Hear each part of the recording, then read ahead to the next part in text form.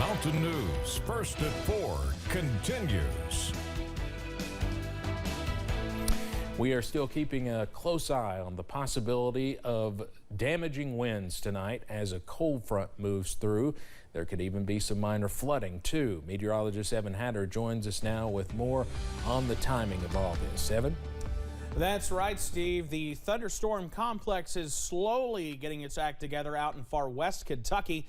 The most severe weather looks to remain as we head into the deep south. I'm talking Mississippi, Alabama, and Tennessee, but the possibility will still be there for some severe thunderstorms around the mountains and some damaging winds in and out of thunderstorms. The entire region under either a wind advisory or a high wind warning. 40-mile-per-hour winds possible in the wind advisory area, with those areas in far southeast Kentucky in that gold color under the high wind warning. The possibility of 50 to 60-mile-per-hour winds outside of thunderstorms enhanced by the terrain.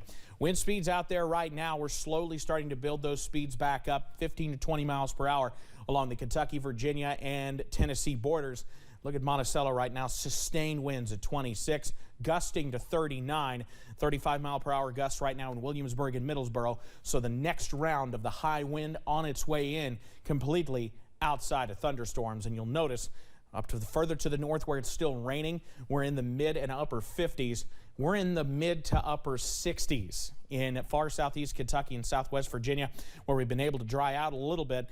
It's along and ahead of this next band where we will see the increase in the wind. And then you look to our south. I'm going to pan the map south a little bit. You'll see what's going on as we watch that line of storms try to get going across West Kentucky into Middle Tennessee, and already sparking off tornado warnings into portions of Mississippi and Alabama. It's where the risk is greater, but we're going to continue watching the potential for those thunderstorms all night long. I'll have the very latest coming up in just a few minutes. Steve?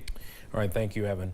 One priority for lawmakers in Frankfort this session is addressing a shortage of health care workers. This morning, Representative Kimberly Moser introduced a bill that would help focus on supporting more community health workers. Jim Stratman has more. From the beginning of this legislative session, everyone in Frankfort has seemingly acknowledged the shortages we have in health care. There are a number of bills in the works to address specific types of positions, and this morning another one was added to that list. This is a step toward better health in Kentucky. Representative Kimberly Moser from Northern Kentucky says that community health care workers serve as an essential go-between for people who need health services and the doctors who can provide those services. It creates a seamless process that improves social determinants and negative behaviors in health. Put simply, this legislation expands community health worker programs statewide, with the goal of creating a system of navigators who help improve access to care. Representative Moser and some of her other speakers emphasize the importance of this linking role, especially when it comes to making sure that underserved communities understand what type of services they can get.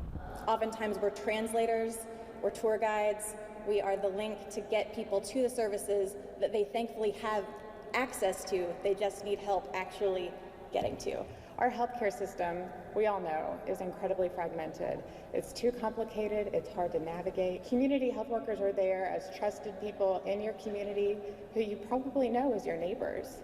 And they can help you navigate the system, they can simplify the process for you, connect you with a provider, explain your treatment plan, and make sure that you're really getting the care that you need. Representative Moser says that she plans on filing this bill sometime next week. Reporting in Lexington, Jim Stratman, WKYT. Martin County's water woes continue as a recent rate increase from the Public Service Commission has many concerned citizens feeling tapped out.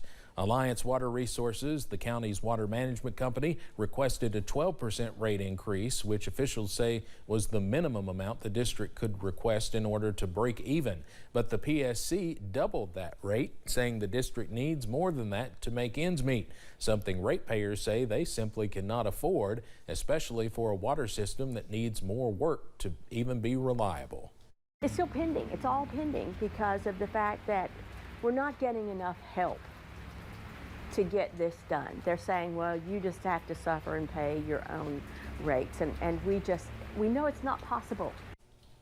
McCoy says the burden to get the county's infrastructure in shape should not fall on the people who work hard to stay there, and she hopes to see help come from outside to boost the district up to where it needs to be without costing the people more money.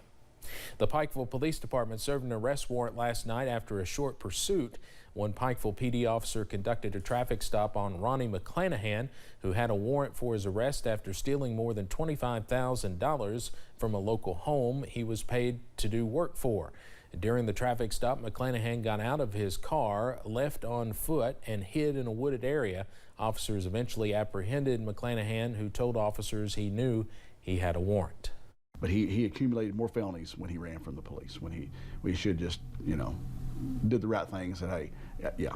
And I seen a quote on the citation that he advised Officer Hobson that he knew he had a warrant. That's why he ran. So McClanahan faces several charges, including theft, resisting arrest, wanton endangerment of a police officer, and other drug-related charges issued after narcotics were found during a cavity search at the Pike County Detention Center. We'll have more on this coming up at 6.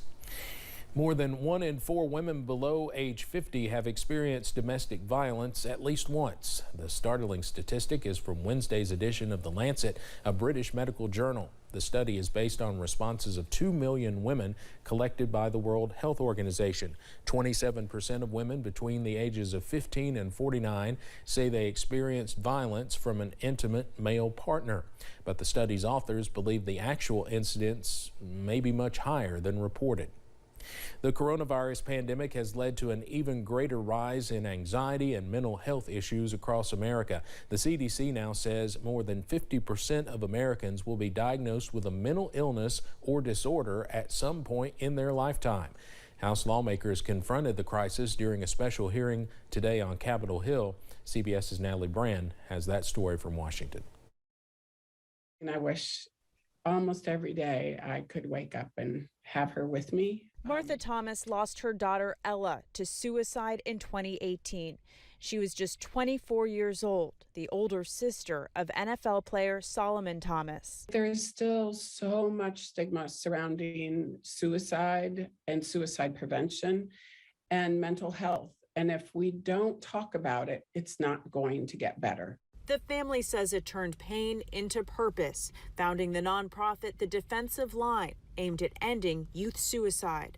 Ella's father, Chris Thomas, appeared by video at a House subcommittee hearing on the national mental health crisis. We will work to ensure what happened to Ella doesn't happen to others. Psychiatrists testifying before the House committee say the pandemic has exacerbated problems that were already at crisis levels, not only depression and anxiety, but also substance abuse. SAMHSA's national survey on drug use and health showed that substance use disorders fully doubled in 2020 from pre-pandemic 2019 data, a 100% increase. The CDC's latest report on mental health shows more than 50% of Americans will be diagnosed with a mental illness or disorder at some point in their lifetime. Amit Paley of the Trevor Project says the LGBTQ population is among the most vulnerable. They are placed at significantly increased risk because of how they are mistreated and discriminated against in society. Ask people, how are they really doing? And wait and listen for an answer. While the Thomas family still lives with the heartbreak of loss, they hope to start a national conversation and bring help to others. Natalie Brand, CBS News, Capitol Hill. In the Senate, lawmakers have announced an effort to put together bipartisan legislation this summer to address unmet mental health needs.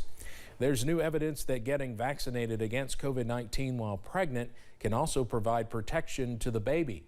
Right now, no child under the age of 5 is eligible to get the COVID-19 vaccine in the U.S., but if you are pregnant, a new CDC study suggests getting vaccinated also helps shield your baby from the virus. Women have a suppressed immune system, so they have a higher risk of coronavirus and COVID complications. So vaccinating them is very important. But now we see, too, that by encouraging vaccine in pregnant women, you can help them give antibodies to their newborn, which is every mom wants to protect their child.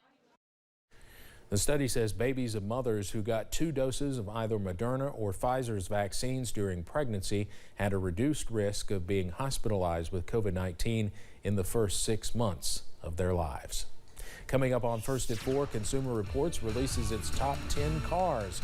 We'll tell you which ones made the cut. And I'll have the latest for Pinpoint Doppler as high winds and scattered showers move back into the region ahead of the possibility for severe weather later on. That's coming up next.